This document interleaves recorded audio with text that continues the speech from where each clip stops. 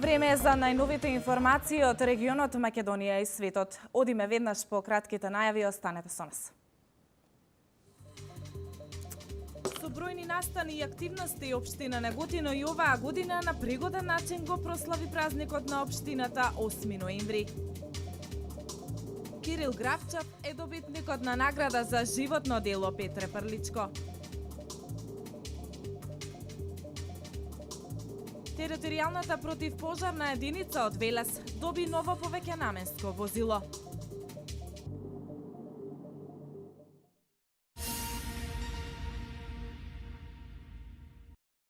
Шестгодишно девојче било полово нападнато минатиот месец од страна на 59-годишниот МП од Светиниколското село Горабинци.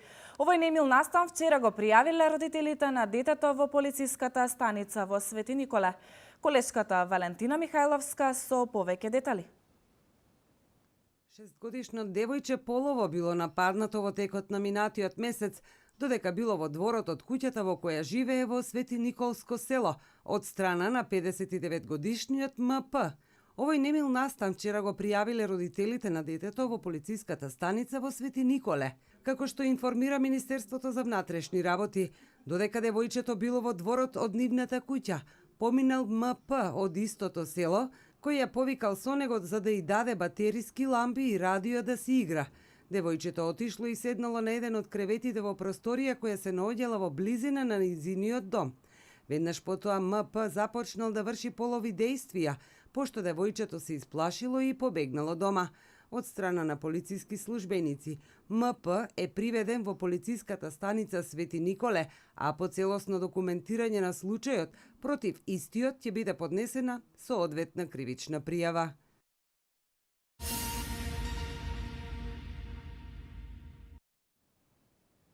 Со тридневна програма и со спроведување на бројни настани и активности општина Неготино и оваа година на пригоден начин го прослави празникот на општината 8 ноември. Централниот настан во рамките на одбележувањето на 72 години од ослободувањето на Неготино беше свечената седница на Советот на општината. Катерина Нацева го следеше овој настан и ги има деталите.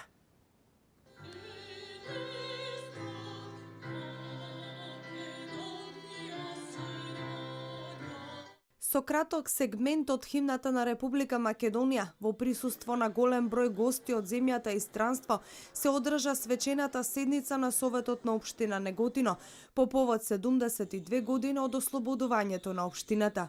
Своје обраќање имаше градоначалникот Ванчо Апостолов, каде даде осврт на досега реализираните проекти, потенцирајќи дека приоритет на локалната самоуправа биле и ќе бидат проектите кои придонесуваат за подобрување на условите за живење на неготинчани. Искуствата од минатото се секогаш добредојдени и ги почитуваме, но ние како избрани функционери сме должни и го правиме тоа да ја оствариме нашата цел на сегашните и идните генерации, Неготино да им го оставиме како пристојно место за живење и во што е можно поубаво светло.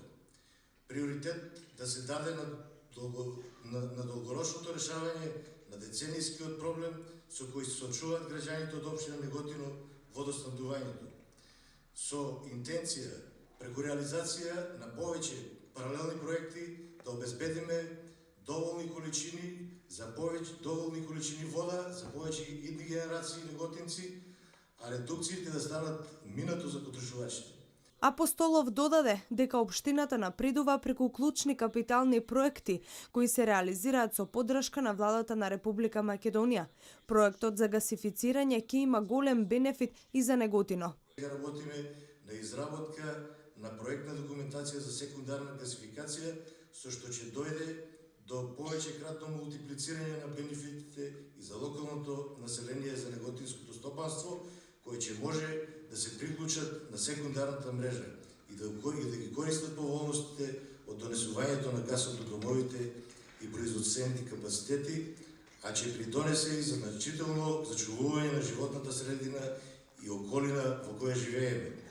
Покрај другото се работи и на развој на индустриските капацитети, како во градот, така и во околните населени места, додаде Апостолов. Ги продадовме сите 26 парцели во индустријската зона Неготино и очекуваме инвеститорот да започне со изградба на капацитетите.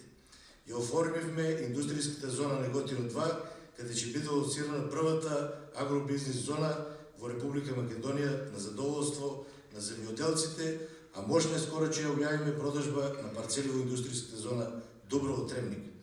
Го продадовме земјишто на која е лоцирана руинираната сала на ДТО Партизан, која наскоро ќе се руши и на овој простор ќе се гради модерен стамбено-деловен комплекс. На свечената седница, фирмата Памела ја доби главната награда 8 ноември за остварени резултати во областа на хотелиерството, а признанија добија лица од областа на културата, науката, спортот и менаџментот, кои придонеле за развој и афирмација на општина Неготино.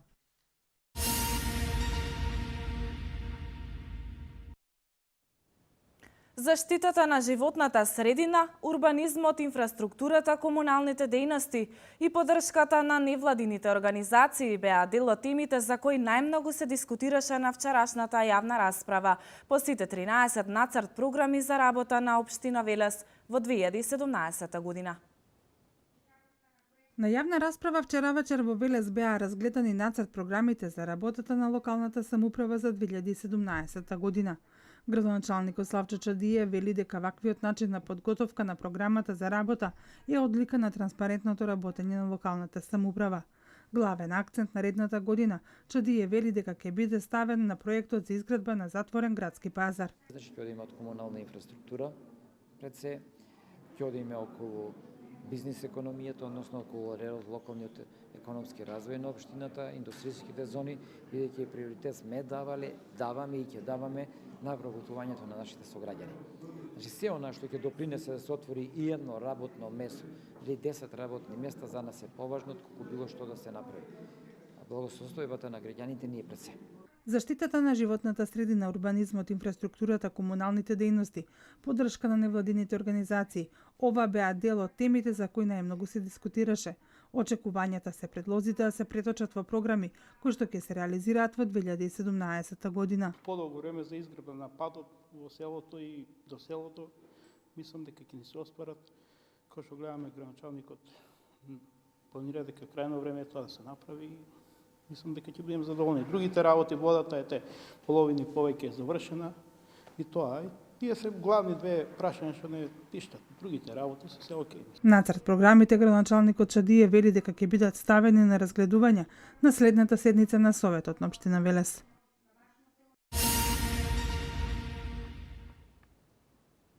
Територијалната противпожарна единица од Велес доби ново повеќенаменско возило.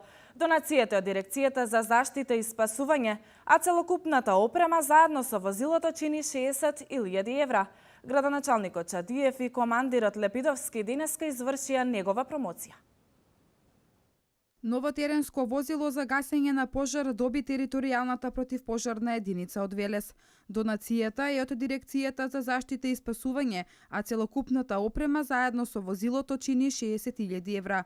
Станува збор за возило кое може да интервенира при пожари во градска средина, отворен простор и на сообраќајни незгоди на патиштата во градот и околината, вели градоначалникот Чадиев. Со нашите преговори и разговори успеавме да го добиеме ова возило, кое што ќе биде ставено во служба одма овие денови, секако после нивната обука, меѓутоа за обуката на луѓето од оваа противпожарна единица веќе сите знаат дека тоа е една од најспремните единици во Република Македонија, кои се луѓе со долгогодишно искуство.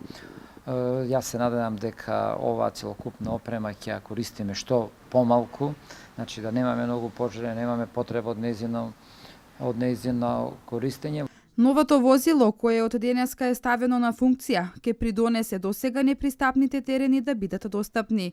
За користење на возилото ќе следи обука за вработените од територијалната противпожарна единица, вели командирот Лепидовски. Ќе служи за високите делови на градот, каде што се тесните улици, за урбаната куќите и исто ќе го послужи и за делото од шумските пожари. Значи двонаменски, а и дополнителната опрема што ни дадоа за сообраќајки на коридор 10, како што каже градоначалникот. Значи имаме добра опрема која ќе бидеме брзи и ефикасни за действување на самиот терен. Вакви исти возила добија уште неколку општини во Македонија, се со цел на времено, ефикасно и квалитетно действување во одредени големи природни катастрофи. Покрај многуте манифестации по повод одбележувањето на 72 годишнината на општина Велес, денеска во салата Бели Мугри се одржа општински противпожарен квиз надпревар за сите средношколци. Во рамки на одбележувањето на 72 годишнината од денот на општина Велес се одржа противпожарен квиз надпревар во организација на Општинскиот противпожарен сојуз. На овој 34-ти поред надпревар учествуваа ученици од сите основни и средни училишта од градот. Тие уште еднаш ги покажаа своите знаења од областа на противпожарната заштита. Преку овој квиз надпревар сакаме учениците што помасовно да бидат запознаени од областа на заштитата од пожари, како во своите училишта, така и во другите, како да речем, населени места, каде што има присуство на луѓе, така да со нивното знаење допринесат за подобро да функционира заштитата од пожари во град Велес и околината. Првопласираните екипи ќе ја представуваат општина Велес на регионалниот квиз надпревар за противпожарна заштита. Солидната организација на надпреварот и добрата подготовка на учесниците беа збогатени со музички настапи на учениците.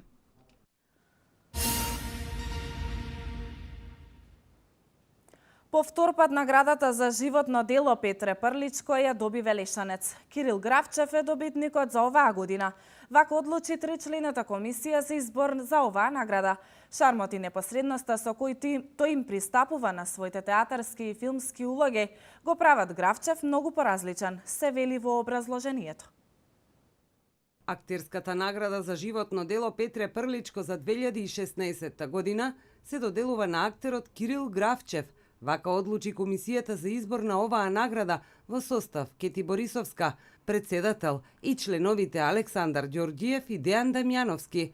Шармот и непосредноста со кој тој им пристапува на своите театарски и филмски улоги го прават Гравчев многу поразличен, се вели во образложението. Неговиот богат опус, диапазон и ликови, топлината со која тој ги представува на сцената и неговиот хумор кој стигнува до последниот гледач во салата, го прават Гравчев да биде еден од амблемите на велешкиот театар. За Гравчев оваа награда е од огромно значење. Многу мило и драго што таа добит награда. Како што рече Александар, со Чичко Петре и ми режирал и сме играли заедно, сме биле вака многу блиски и сме се дружили пријатно. И многу сум среќен за оваа награда. Гравчев на сцената е уште од 1970 година. Има одиграно голем број театарски улоги и повеќе улоги во играни и ТВ филмови. Во негова чест во четврток во Народниот театар Јордан Хаджи Константинов Џинот ќе биде одиграна представата Старицата од Калкута.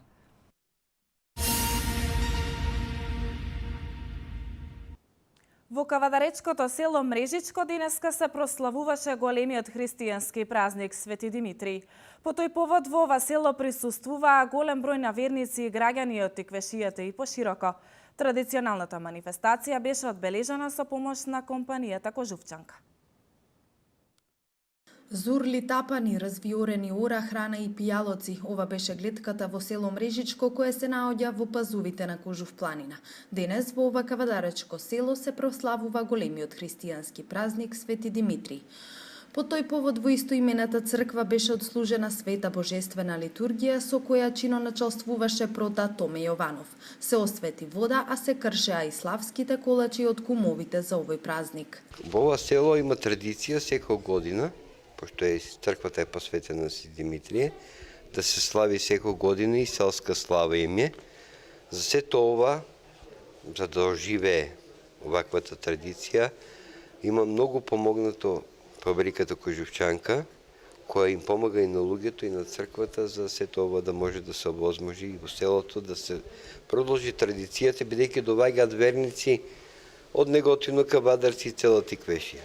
На овој празник се собраа сите жители, и тие што некогаш живееле овде, а и тие кои останале, се само 18. Традиционалната манифестација беше одбележана со помош на компанијата Кожувчанка. Собственикот Митко Јанчев, кој и председател на местната заедница, изрази задоволство од масовната посета на ова кавадаречко село на денот кој се празнувал со години наназад Свети Димитрија Митровден. Имено компанијата Кожувчанка уште во 1995 година го започнала своето производство токму во ова село. Покрај ова истовремено тие се големи донатори и хуманитарци, помагатели на се она што значи хуманост и солидарност. Нашата цел за работа секогаш била да бидеме транспарентни и да можеме да се вклопиме во едно општество. Меѓутоа можноста за работа ни пружила да направиме нешто малку поголемо од тоа. Тоа значи да се шириме на нивото на цела држава, малку и надвор од државата, така да нашиот простор за хуманост и разбирање секогаш е на прво ниво, така да што компанијата постои 20 година, има брз развој, и самиот развој и традицијата која што вече може да кажеме дека е традиција, овозможува да имаме малку поголем дух за тоа разбирање. Селото Мрежичко е 35 километри оддалечено од Кавадарци, а само неколку километри воздушна линија го делат од светски познатиот рудник Алшар. Малкуте останати жители знаат да кажат дека тоа е демографска пустина во Република Македонија. Иако регионот е надарен од природата, сепак многу жители се иселиле од селото, барајќи екзистенција во поголемите градови. Советникот од Советот на општина Кавадарци, Ристо Сакалиев, кој потекнува од овој крај, рече дека се повеќе се размислува за развој на селскиот туризам во прекрасната природа и чиста и здрава животна средина. Проектите за Мрежичко се многу големи. Имаме еден голем бренд, европски бренд, тоа е Синјалко Кожувчанка, и уште поголем човек што го води, тоа е господинот Митко Јанчев. Во голема соработка со него и финансиска помош од него, ние успеавме во селото да тампонираме, да пробиеме некоја улица, да донесеме вода. Значи, у глобала селото е пристојно дотерано, имаме инфраструктура изградено, поддршка имаме од локална самоуправа, јас сум член на совет, овде сум жител на село Мрежичко. Нормално е да се бориме да го направиме селото да биде што подобро. 120 семејства до пред 2 децении живееле овде. Мрежичко во 50-тите години од минатиот век имало своја мала хидроцентрала, млин за жито, 8-годишно училиште, здружен дом, постојан лекар со сестра и бабица. Ова говори дека тука имало развиен живот, но сепак миграцијата село-град си го направила своето.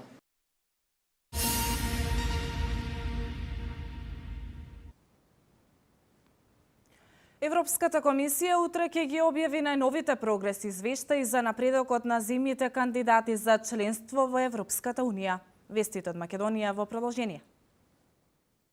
Државната изборна комисија преку соопштение информираше дека истече рокот во кој политичките партии на власт и опозиција, кои на последните избори за пратеници освоиле најмногу гласови, требаше да достават предлози за членови на избирачките одбори и нивни заменици до општинските изборни комисии.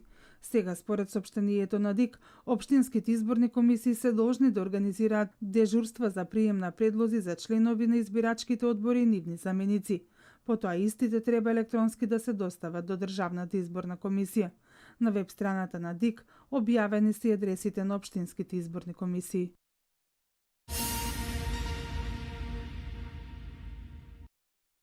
Европската комисија утре ќе ги објави најновите прогреси извештаи за напредокот на земјите кандидати за членство во Европската унија.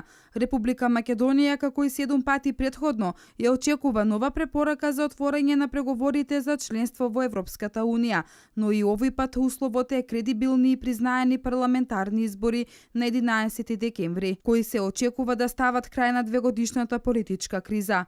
Во врска со извештајот за Македонија се очекува да се поздрават големиот број на реформи што го приближуваат македонското до европското законодавство, но и да се забележи назадување во однос на владењето на правото и медиумската состојба во земјата. Комисијата во извештајот се очекува и официјално да побара продолжување на рокот за поднесување на обвинение на јавното обвинителство за гонење на кривични дела поврзани и кои произлегуваат од содржината на незаконското следење на комуникациите и итно имплементирање на препораките од бриселскиот експерт Рајнхард Прибе. Еврокомисарот Јоханес Хан се очекува утре и зутрина да ги представи извештаите пред коледжот на комесари на Еврокомисијата, а потоа и официјално да ги представи пред Комитетот за надворешни работи на Европскиот парламент. Официјалната пресконференција на Хан во Еврокомисијата се очекува да се одржи утре околу 13 часот.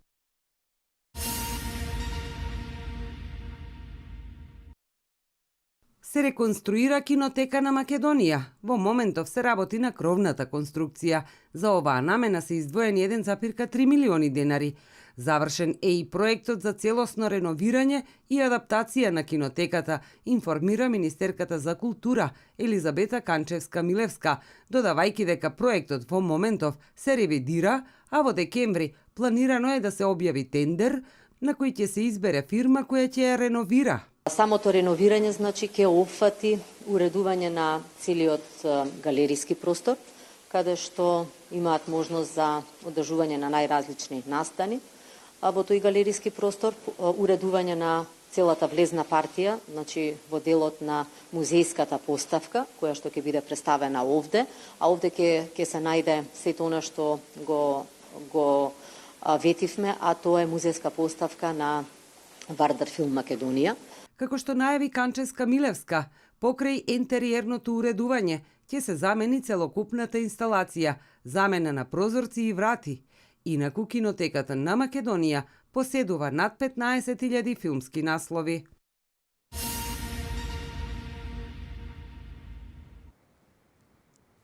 $225 милиони американци со право на глас денеска ќе одлучат кој ќе биде новиот претседател во САД. Американскиот долар забележува скок од 0,7%. Ова се вестите од светот. Во следните американски држави денеска ќе бидат одржани претседателските избори, на кои 225 милиони американци со право на глас ќе одлучуваат меѓу демократскиот кандидат Хилари Клинтон и републиканецот Доналд Трамп. Ке се гласа во еден круг во секој од 50 американски сојузни држави и во градот Вашингтон. Медиумите оценуваат повикувајќи се на спроведените анкети дека изборите никогаш досега не биле понеизвестни, а најновите анкети направени од Bloomberg и Институтот за истражување на јавно мислење, Селсенко, покажуваат дека Клинтон е во водство за 3% во однос на Трамп. Претседателот во заменување Барак Обама ги повика демократите од секоја етничка припадност да излезат на изборите за 45-тиот претседател на Соединетите американски држави и да го дадат нивниот глас за Хилари Клинтон. На неделниот собир во Северна Каролина, Обама истакна дека републиканскиот ривал Трамп е закана за тешко стекнатите граѓански слободи.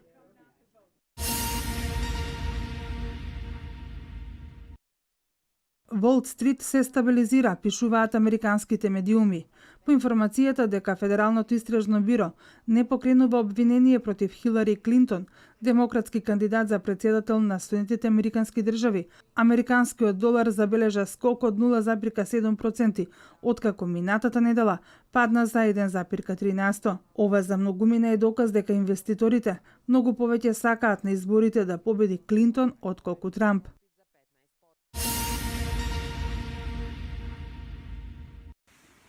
Во близина на главната железничка станица во јапонскиот град Фукуока се отворила огромна дупка. Информациите кои што се пренесуваат се дека истата се појавила во 5 часот и 15 минути по локално време и дека таа се уште се зголемува. Од видеоматеријалот се гледа дека пресечени се електричните кабли, а тоа пак е причина за прекин на електричната енергија на меѓународниот терминал на аеродромот, кој што е на само 2 километри од железничката станица. Поради опасноста која се заканува, започната била и евакуација на жителите од околните згради. Неофицијално, изградба на подземна железничка мрежа е причина за распукување и појавата на огромната дупка.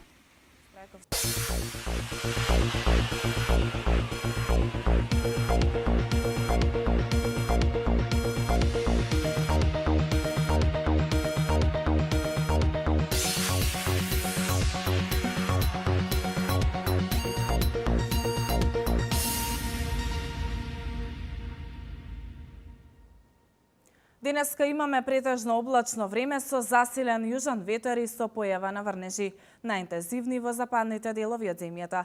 Температурата ќе се движи во интервал од 14 до 22 степени. Со оваа информација го заокружуваме овој дневник. Пријатно!